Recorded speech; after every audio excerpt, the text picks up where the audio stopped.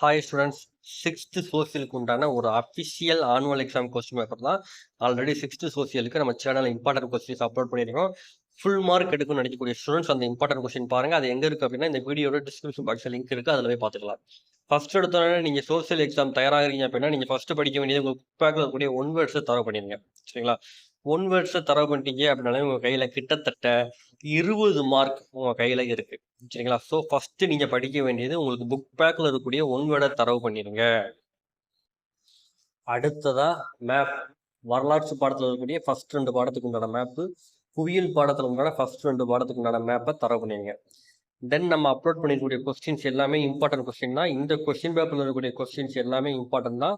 So இதில் உள்ள எல்லா கொஸ்டின் படிச்சுக்கோங்க. இதை படிச்சிங்க அப்படின்னா மினிமம் இதுல இருந்து ஒரு 20 மார்க்ஸ் ஆச்சு நமக்கு என்ன செய்யும் அப்படின்னா வரும். ஏன்னா டிஸ்ட்ரிக்ட் வைஸ் நம்மளுக்கு கொஸ்டின் பேப்பர் சேஞ்ச் ஆகுது, அது உங்களுக்கு தெரியும்.